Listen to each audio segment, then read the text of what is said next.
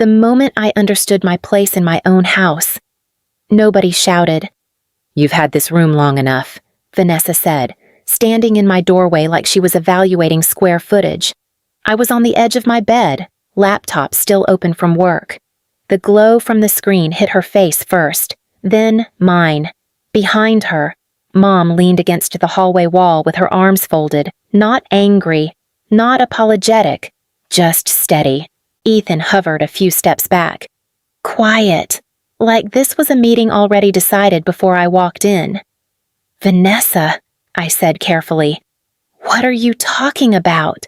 She stepped inside without asking, ran her fingers along my dresser as if she'd already claimed it. "We need the bigger room. I'm not putting a crib in the guest room." "This isn't the guest room," I said. "It's mine." "It's a bedroom," she replied. "Don't make it dramatic."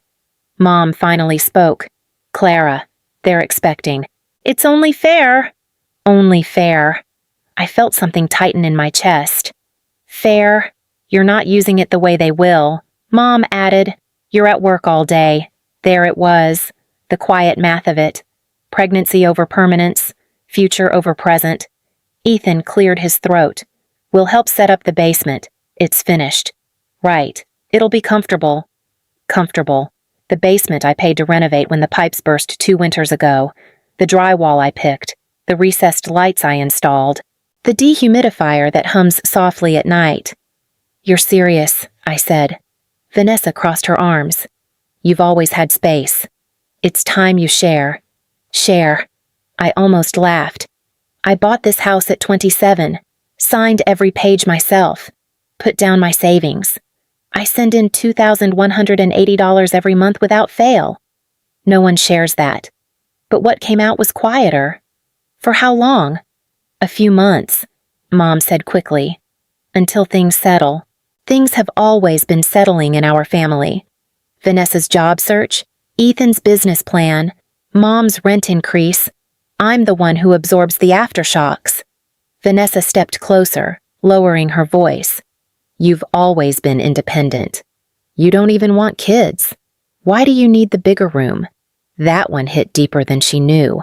I should have said no. I should have reminded them whose name is on the deed. I should have drawn a line. Instead, I heard myself say, "If it's temporary." Mom relaxed first. Ethan exhaled. Vanessa smiled like she'd closed a deal. No one thanked me. That night, I stripped my bed and carried the mattress downstairs alone. The air in the basement still held a faint, damp smell despite everything I'd done to fix it. I dragged the box with my clothes down step by step while they argued upstairs about paint samples. Halfway down, Vanessa called out, "Make sure you clear the closet tomorrow. I need the storage space." I stood at the bottom of the stairs for a long time, looking at the concrete floor. This is my house, I thought. The deed lists one owner. Mine. My name is Clara Whitmore. I am 31 years old. I bought this place because I believed owning something meant standing on solid ground, that if I built something stable, I'd finally feel secure inside it. Instead, I lay down that night on a mattress in my own basement, listening to my family rearrange furniture overhead, and I told myself it was temporary. The next morning, I made coffee upstairs like nothing had changed. Vanessa was at the kitchen table scrolling through her phone. Ethan was looking at SUV listings. My mother didn't look at me.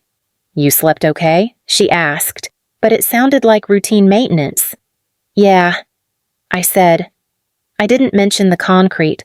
I didn't mention the way the pipes tick at night. Vanessa tapped the counter. "We should repaint that room before the crib gets here." "That room," I repeated. "My room," she corrected. I swallowed it. I bought this house 4 years ago. 27. Freshly licensed. FHA loan for $289,000. Monthly payment a little over $2,100. Every month. On the first, no cosigner, no help. I said that out loud once. Early on, Vanessa had laughed. "No one asked you to be a hero." "Clara." This morning I tried again. "You know I'm still paying everything, right?" Ethan shrugged. We'll chip in when the business stabilizes. It's always stabilizing, never stable. Mom finally looked at me. They just need a little support. They've been here 3 weeks. And she said, and I moved into the basement. She gave me that tight smile. It's temporary. Temporary is my least favorite word now. I remember the day I signed the papers. Cheap blue pen at the closing table. I felt grown, capable. The loan officer said, "You should be proud." When Mom's rent went up the year after, I said she could move in, just until you get back on your feet. I told her. Vanessa called me dramatic then, too. You love playing provider. She said, "It makes you feel superior." That one stuck. I've paid the electric, the water, the internet Ethan uses all day, groceries, because somehow there's never enough. I replaced the sump pump last winter, $4,800 out of pocket. No one asked. I just did it. That's the part I don't admit easily. I like being the one who fixes things. It makes chaos manageable. Stop keeping score, Mom said when I brought up bills once. Families don't do that. But families also don't open rooms that aren't theirs and start measuring for cribs. Vanessa stood up and brushed past me. You're making this weird. It's just space. It's not just space, I said. She paused, turned. Then, what is it I didn't answer? Because if I said what it really was, ownership, control, respect, it would sound too big. Instead, I poured my coffee and went back downstairs. The breaker panel hummed softly against the wall. I pressed my palm to it like I could steady the whole house. I told myself I chose this. I told myself I could handle it. And I kept paying.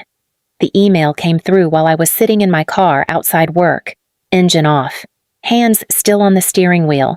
I almost deleted it. Credit monitoring notification. Usually nothing. A soft pull. A reminder to breathe and pay bills on time. I opened it anyway. New home equity line of credit detected. I read the sentence twice. Then a third time.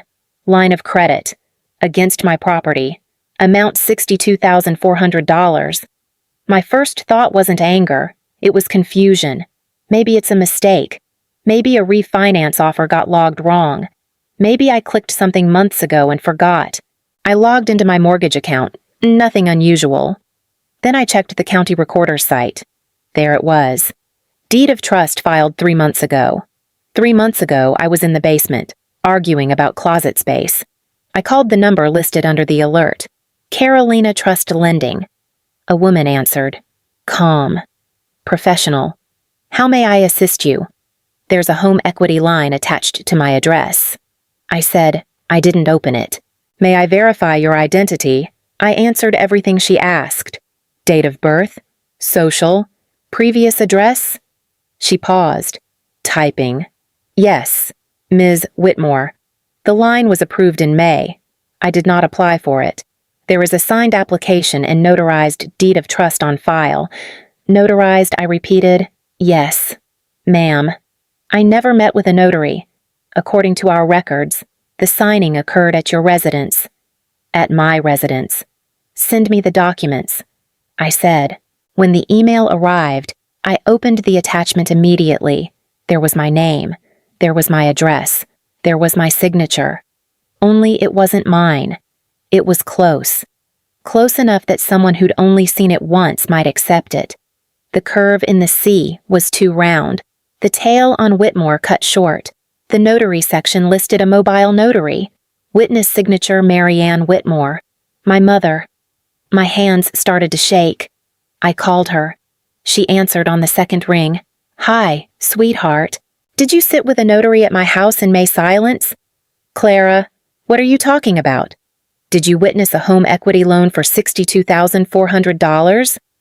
It was for the family, she said after a pause. You told a notary that signature was mine. You weren't around. She replied, You're always working. That's not consent. We needed flexibility. Vanessa and Ethan were drowning. So, you signed my name. Don't say it like that. How should I say it? It's equity, She insisted. You have equity. I earned that equity. It's not like we stole it. You used my identity. Her voice hardened. Why are you attacking me? Because you stood there while someone pretended to be me. But I kept my voice level. Who initiated it? Another pause. Ethan found the lender. They send mobile notaries. It was simple. Simple. I went back to the transaction page. $24,000 wired to Ethan Carter's business account. $18,000 to close out an auto loan. $10,000 transferred into Vanessa's joint account. The rest withdrawn in cash over 2 weeks. Filed, funded, recorded, all without me. I opened the car door because the air felt thin. When someone sits at your kitchen table and signs your name in front of a notary, what do you call that? I didn't go home right away. I drove to a strip mall parking lot and called a real estate attorney whose name I'd gotten from a coworker months ago. I never thought I'd need her. Dana Brooks, she answered. No small talk. My name is Clara Whitmore. I said. Someone opened a home equity line of credit on my house. $62,400. The signature isn't mine. How sure are you? She asked. It's my name. It's not my hand. Silence. Then, send me the documents. I forwarded everything from my phone. She called back 10 minutes later. This is fraud, she said, flat. The signature doesn't match, and the witness is your mother. Yes.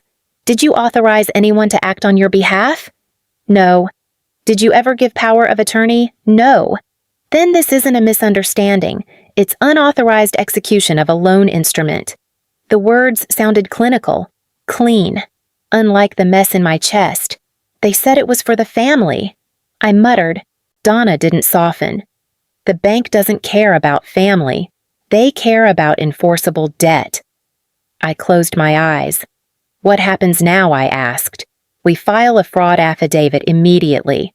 We notify the lender in writing. We request suspension of the line of credit pending investigation, and you do not confront them again without documentation. I already called my mother. Of course you did, she said. Not judgmental, just aware. What did she say that I'm attacking her? That's predictable. I laughed once. It came out sharp. Dana continued. You also need to understand something. If this line remains active, they can draw more. They already took $24,000 for Ethan's business, I said. $18,000 for a car. $10,000 into Vanessa's account, the rest in cash. She didn't react emotionally. Just asked. You have proof of those transfers? Yes. Good. That's leverage. Leverage. I hung up and stared at my reflection in the rearview mirror. I looked tired. Older. I called my mother again. You went to a lawyer, she asked immediately. Yes. You're escalating this. You escalated it when you signed my name. It was for Vanessa, she said. She's your sister, and I'm your daughter. Silence. We thought you'd understand. She added. That sentence did something inside me. You ever notice how people decide what you'll understand before they decide what they'll confess? I understand perfectly. I said, you used me. And for the first time, I wasn't asking for it back. The messages started before I even got home. Your mother hasn't stopped crying. Is this really necessary Vanessa's expecting? Show some grace. I stood in my own kitchen reading them while the refrigerator motor kicked on and off behind me. I didn't reply. Vanessa called instead.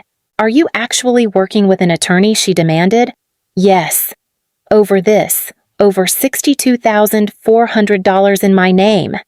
You're making it sound criminal, she said. It was a loan. In my name. It was for the baby, she snapped, for stability. Then why wasn't I part of the conversation? You would have said no. That's the point. She went quiet for a second. Then, softer. You're blowing up our lives. I didn't open the line of credit. You're acting like we robbed you. You signed my name in front of a notary. Ethan handled it. She shot back.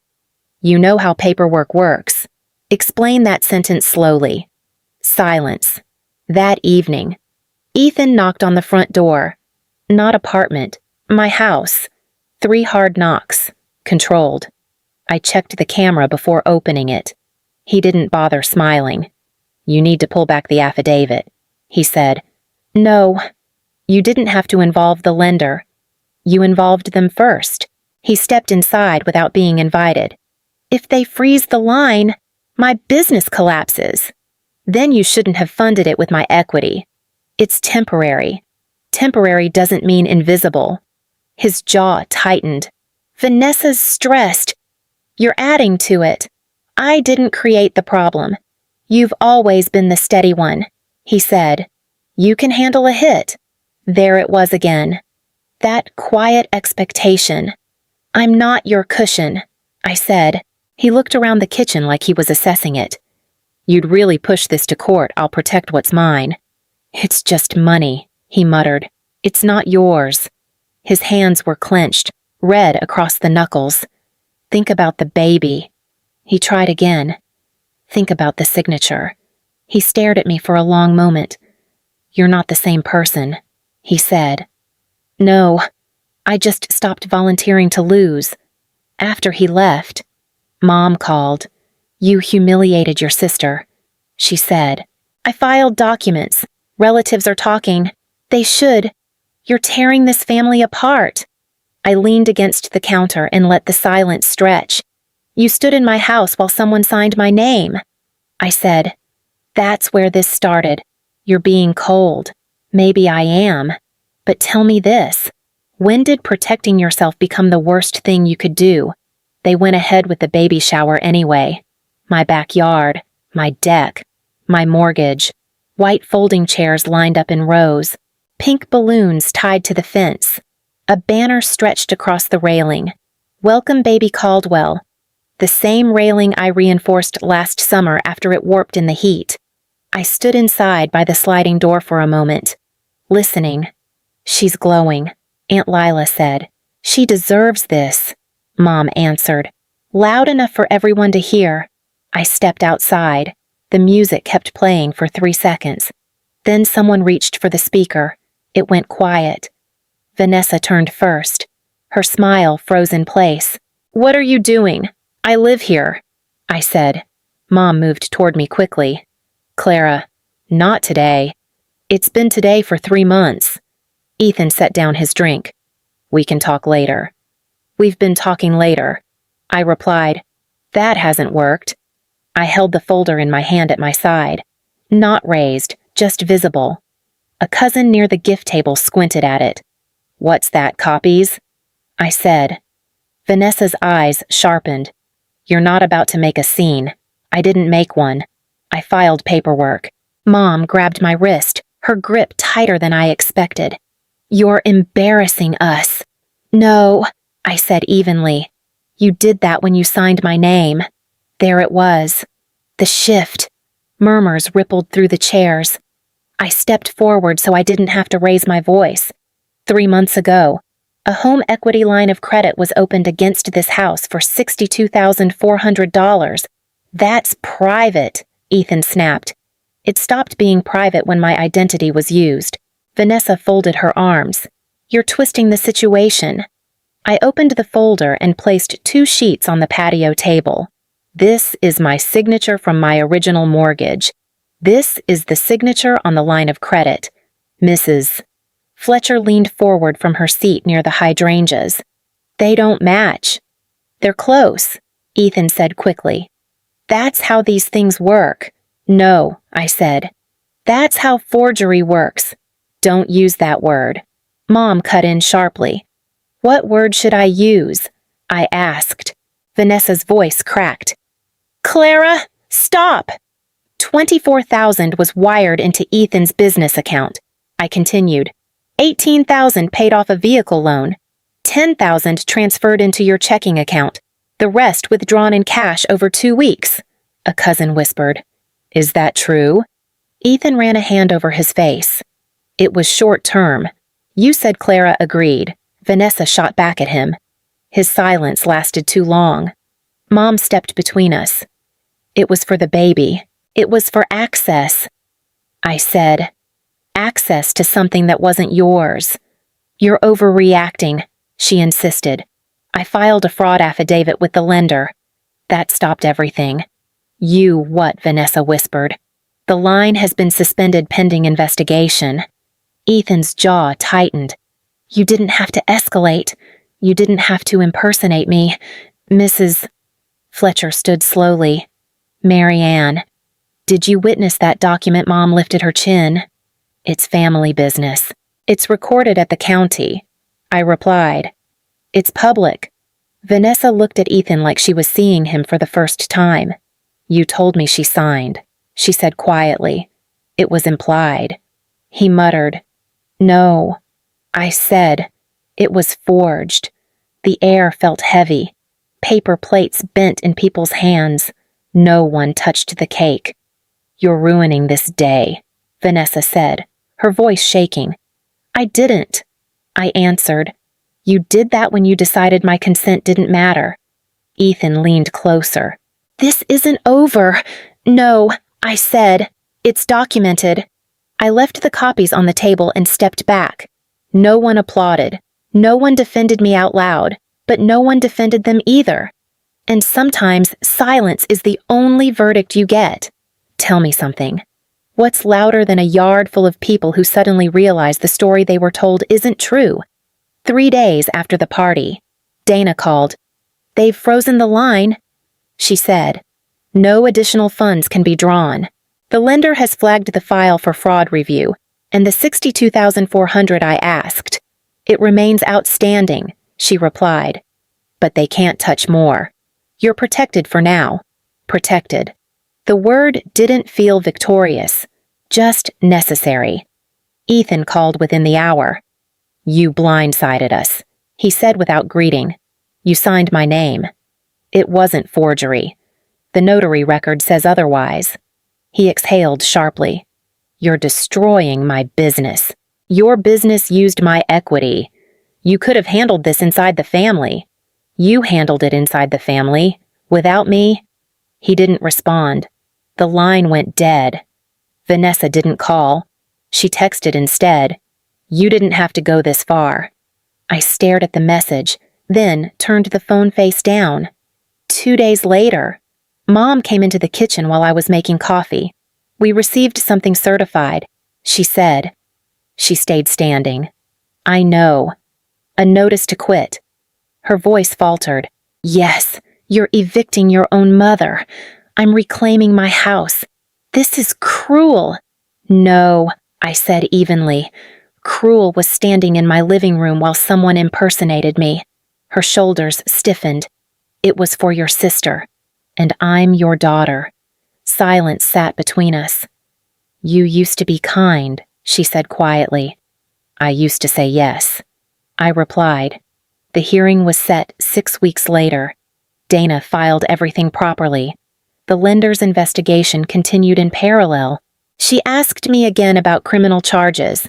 Identity fraud carries weight. She reminded me. You have grounds. I know. Are you declining? Yes. You're certain? No, I said, but I'm done escalating. Mom packed first, methodical. Boxes labeled in careful handwriting. Vanessa left the following week. Ethan stopped coming by altogether. On the morning Mom walked out, she paused at the door. I hope this was worth it, she said. I didn't answer.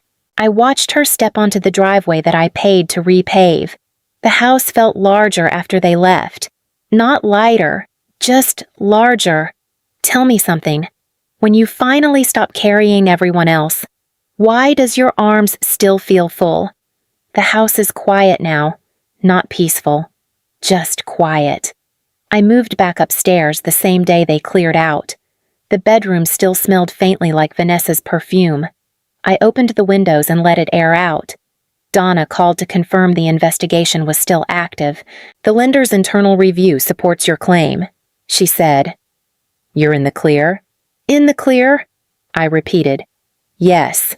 No criminal referral unless you request it. I'm not requesting it. You're certain? No, I said honestly. But I'm done escalating. After we hung up, I walked through each room slowly, not reminiscing, just checking. The deck railing still needed tightening. The kitchen faucet still dripped if you didn't turn it hard enough. Things I can fix. My phone buzzed that evening. Mom. I let it ring. It went to voicemail. A minute later, a text. I never meant to hurt you. I stared at the screen. That sentence. So simple. So incomplete. Vanessa hasn't called. Ethan hasn't either. I heard through Aunt Lila that they're staying with his parents now. Business on pause. I sat at the kitchen table and drafted an email. No financial support, no shared credit, no access to property, communication in writing only. I read it 3 times. Deleted one sentence that sounded too angry. Added one that sounded too soft. Left it uneven. Then I hit send. I keep waiting to feel victorious. Instead, I feel steady. Tell me something. Why does choosing yourself never feel as clean as you imagine a week after they left? I changed the locks, not because I thought they'd break in, just because I needed the sound of the click. Solid, final. The locksmith didn't ask questions. He handed me the new keys and said, "You're all set. All set." I walked back inside and stood in the living room. Same couch, same walls. No noise upstairs, no footsteps over my head. My phone buzzed again. Vanessa this time. I almost didn't open it. "You didn't have to go nuclear." I typed back before I could overthink it. "You didn't have to sign my name." 3 dots appeared, disappeared, appeared again. "We thought you'd understand." That line used to work on me. I didn't respond. Later that night, Mom left another voicemail. I didn't play it. I'm not ready. Maybe I never will be. Here's what I know now. If someone calls your boundaries cruelty, it's usually because they were benefiting from your silence. I used to think love meant flexibility, that being the stable one meant absorbing damage, that if I could carry enough weight, everyone would finally see me as equal. That's not how it works. Ownership isn't just paperwork. It's deciding who gets access to you, your time, your credit, your name.